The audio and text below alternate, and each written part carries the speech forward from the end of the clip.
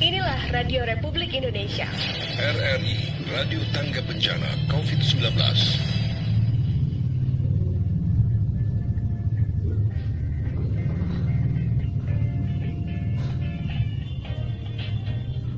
Radio Tangga Bencana COVID-19.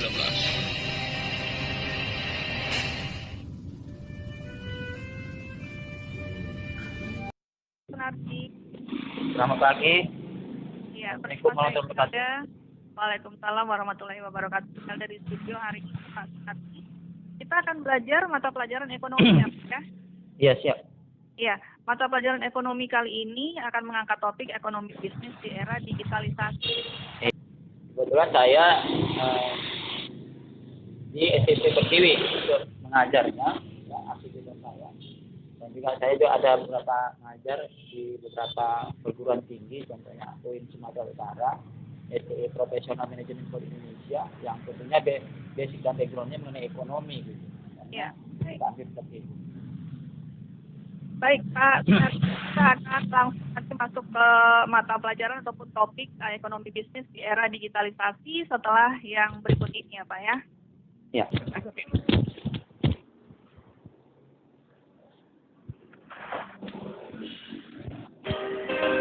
RRI, Radio Tangga Bencana COVID-19. Ya, adik-adik pelajar khususnya yang kelas 7 SMP tadi ya, ataupun yang di SMA bisa sudah siap-siap ya untuk mengikuti materi pelajaran ekonomi dengan bahasan ekonomi bisnis di era digitalisasi bersama Pak Sunardi Harahap, SPD MM. Ya, Pak Sunardi silakan. Ya, terima kasih kepada tim Radio RRI yang telah memberikan kesempatan kepada saya untuk berbagi ya, mengenai kaitan dengan ekonomi, yaitu bisnis di era digitalisasi.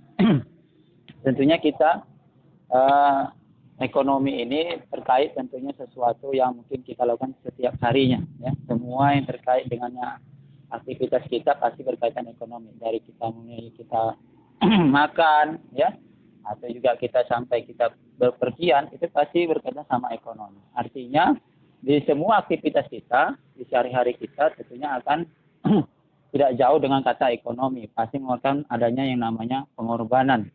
Ekonomi ini tentunya mengidentifikasikan tentang bagaimana ada terdapat beberapa poin, tentunya dari sisi prinsip ekonomi.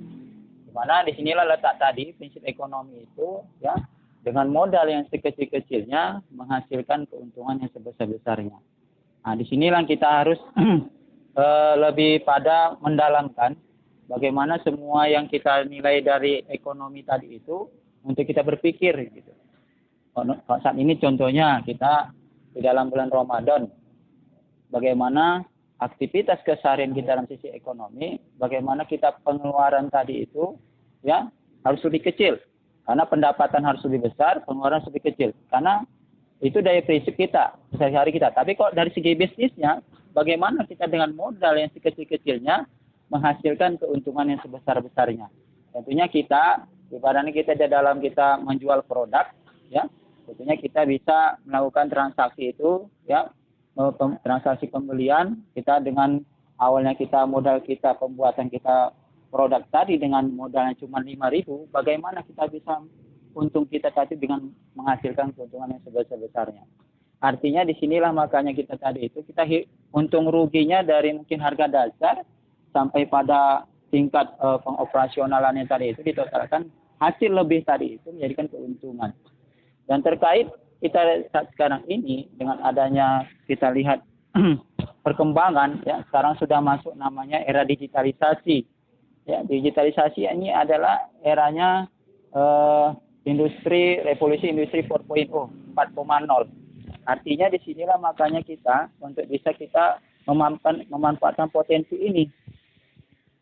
Potensi yang harus bisa kita ambil dari adanya digitalisasi saat sekarang ini, sebenarnya, ya, tentunya kita banyak untuk bisa berkarya, memanfaatkan kreativitas kita.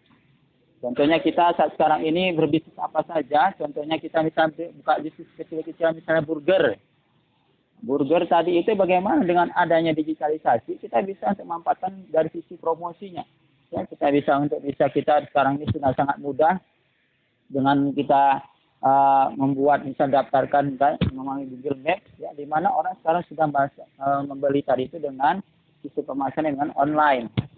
Makanya kita melihat ini di sini adalah peluang pasar kita untuk skala bisnis tadi itu tinggal kita mendaftarkan tadi di Google Maps dengan bisnis kita tadi itu, insya Allah pasti dengan lancar lah kita mendapatkan hasil yang maksimal. Artinya kita tidak harus langsung juga memasarkan produk mungkin selama ini yang mungkin sebelum digitalisasi. Sekarang kita tinggal memanfaatkan media kita gitu. Artinya dengan adanya media digitalisasi ini kita tadi melalui Google Maps kita juga bisa share ke Facebook kita, IG kita ya atau juga WhatsApp kita ya dan media-media lainnya dengan berbagai media yang sekarang dimanfaatkan tentunya ya kita mampu untuk bisa berkarya menghasilkan potensi-potensi kita. Jadi sisi negatif memang adanya digitalisasi ini ya tentunya kalau kita lihat adanya dari sisi misalnya dunia ya perbankan, nah dari sisi perbankan ketika ini sudah diterapkan ada semacam tenaga manusia tadi itu yang beralih kepada mesin sehingga akibat peralihan tenaga manual ini ke mesin sehingga adanya pengurangan karyawan ya misalnya kita dari perbankan tadi itu ketika kita melakukan transaksi misalnya ada customer service masuk ke tellernya kita ada juga menerima uang ya untuk bisa masukkan ke rekening kita ya sekarang kita sudah ada gitu artinya barang atau mesin tadi itu sudah berfungsi dari secara digitalisasi untuk bisa menggantikan tenaga manusia. Nah ini ya mengakibatkan pengurangan karyawan sehingga yang mungkin adanya 2 atau 3 pekerja ya manusia yang harus mengerjakan itu cukup dengan menekan tombol ya atau mungkin dengan program yang sudah termarginalisasi ya terkomputerisasi ini sudah bisa melakukan pekerjaan itu semua. Jadi cukup cuma 1 orang sudah bisa mengcover kegiatan 3 orang. Disinilah mungkin dari sisi negatifnya. Tetapi semakin adanya seperti itu, semakin kita untuk bisa motivasi diri kita, meningkatkan kompetensi SDM kita, sumber daya manusia kita. Peluang untuk digitalisasi saat sekarang ini kita bisa contohkan misalnya juga ya seseorang yang mungkin kita kenal lah saat sekarang ini, artinya seperti Nadiem Karim lah ya.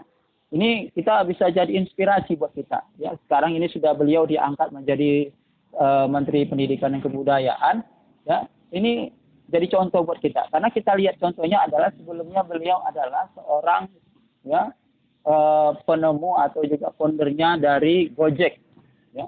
Bayangkan aplikasi Gojek itu beliau yang menemukan yang buat. Nah, dari sisi paling tidak dia bagaimana ketika dia menemukan masalah terus munculkan ide-ide kreatif dia ya awalnya ya beliau itu Nadiem Karim melihat bagaimana potensi sekarang ini transportasi bagaimana banyaknya antrian ya di jalanan ya untuk bisa mengangkat penumpang sehingga lama ada juga yang koordinasinya payah gitu ya jadi sehingga dia mikir gimana caranya saya untuk bisa ini tidak ada kelama-lama gitu ya antrinya dan menggunakan yang informasi yang sangat cepat gitu. Disinilah kita harus bisa mencontoh beliau. Artinya sesuatu yang ada masalah itu sehingga kita buat semacam solusi masalahnya dengan memanfaatkan bagaimana perkembangan digitalisasi sekarang ini. Sehingga beliau mendirikan yang namanya aplikasi Gojek. Dengan aplikasi ini ya luar biasa ya. Tentunya kita dapat juga merasalah artinya kita juga pernah pakai aplikasi Gojek dan mungkin banyak ya aplikasi lain yang seperti ini. Artinya di sinilah makanya pemikiran beliau tadi itu bagaimana ide-ide kreatif beliau tadi itu mampu untuk bisa memberikan manfaat kepada manusia. Makanya di sinilah gitu ya bagaimana membuat aplikasi saja dan bermanfaat sampai sekarang ini di seluruh Indonesia bahkan dunia. Bagaimana semua sekarang transportasi sekarang dengan cepat tinggal untuk bisa mendaftarkan ya untuk mengirimkan tinggal nomor HP kita untuk bisa mencari aplikasi tadi itu tinggal mendaftarkan dan kita bisa untuk bisa aktif di dalam kegiatan transportasi tadi itu memanfaatkannya. Tentunya Nadiem Karim salah satu contoh dan banyak lagi gitu ya. Tentunya buka lapak ya apa juga Traveloka itu mengenai IT gitu, digitalisasi. Makanya digitalisasi ini tentunya bagaimana kita manfaatkan. Handphone kita ini tentunya sangat mudah untuk bisa kita juga bagian dari ekonomi. Karena tentunya kalau kita semua potensi yang kita miliki untuk kita manfaatkan tentunya luar biasa. Karena kalau kita lihat ya di HP kita ini, kalau kita memang untuk kita manfaatkan dari bisnis kita yang mungkin yang saat ini tentu kita bisa ada lakukan tentunya, ya makanya kita dengan mudah kita gampang untuk bisa bersosialisasi mengenai kaitan ekonomi. Bisnis ini tentunya akan terus mengikuti perkembangan zaman. Ya, mungkin kalau kita lihat di Jepang bahkan sudah sampai pada era revolusi 5.0, ya, 5.0. Artinya mereka terus mengejar, ya, era-era saat sekarang ini. Mungkin kalau kita lihat kita agak terus mengikuti perkembangan saat sekarang ini. Mereka di Jepang sana sudah ya memakai tenaga mesin berupa misalnya robot mengerjakan sesuatu ya untuk bisa beraktivitas mengerjakan segala kegiatan baik itu rumah tangga, bisnis dan lain sebagainya. Nah, di sini kita Indonesia tentunya mampu untuk bisa memanfaatkan peluang ini gitu. Apa-apa saja yang bisa kita dapatkan dari sisi ekonomi ya tentunya sangat berpeluang. Terkait dengan saat sekarang ini memang kita lihat perekonomian sangat lesu dengan adanya COVID-19 ya, terkait mungkin ini adalah wabah ya. Mungkin dikaitkan saat sekarang ini kita mampu bagaimana mengoptimalkan juga. Artinya di kaitan ekonomi kita saat sekarang ini dengan adanya mungkin dari rupiah kita sekarang ini bertengger pada 16.000 ya. Bagaimana kita mampu untuk memanfaatkan ya segala modal bisnis kita tadi itu jangan sampai pula kita ya menjadi kita merasa merugi. Dan sinilah makanya kita dengan bagaimana untuk bisa berhemat ya dengan perekonomian tadi ini yang mungkin lagi mungkin kurang baik terhadap adanya COVID-19 ini, tentunya kita mendorong kita jangan sampai kita terjadinya mungkin kerugian kita lakukan. Dalam sifat bisnis ini makanya kita haruslah kita bagaimana untuk bisa jangan kita selaku pebisnis tentunya ya. Artinya jangan sampai kita hanya meraup keuntungan. Karena tadi saya sampaikan sebelumnya ada prinsip ekonomi untuk mencari keuntungan untuk ambil kecil-kecilnya, mencari keuntungan sebesarnya. Tentu kita lihat banyak ya perusahaan-perusahaan kadang dia memang ingin mendapatkan keuntungan, tapi dengan cara yang tidak halal, tidak bagus tentunya. Dengan mungkin kita harus bisa menghimbau tentunya kepada para pemilik bisnis juga ya misalnya sisi produk makanan maksudnya bagaimana jangan terjadinya mungkin hal-hal yang mungkin tidak kita inginkan misalnya dari sisi misalnya ya adanya mungkin narkoba ada beberapa makanan juga tergantung narkoba atau juga yang banyak-banyak ya pengawet ya ada juga macam-macam terkait juga yang mungkin yang sudah tidak layak yang sudah expired ya. Nah, ini menjadikan kita ya jangan pula kita terlalu terpaksakan ya pemilik bisnis tadi perusahaan tadi itu ya menghalalkan segala cara itu tidak boleh karena tentu kita bagaimana mengutamakan kesehatan masyarakat kesehatan manusia karena ekonomi ini tentunya kita berbasis juga ya selain keuntungan adalah bagaimana kesejahteraan manusia karena tentunya bagaimana yang kita rasakan adalah sama-sama kita dapat untung juga masyarakat juga akan mendapatkan dari hasil yang mungkin sudah kita berikan produk kita kepada masyarakat. Baik, itu. Pak Sunarji, sebelum dilanjutkan, saya ingin mengajak adik-adik pelajar yang mendengarkan acara belajar di RRI Medan hari ini, hari Senin 27 April 2020. Kalau ada yang ingin ditanyakan, silahkan ya, boleh telepon. Inilah Radio Republik Indonesia. RRI, Radio Tangga Bencana COVID-19.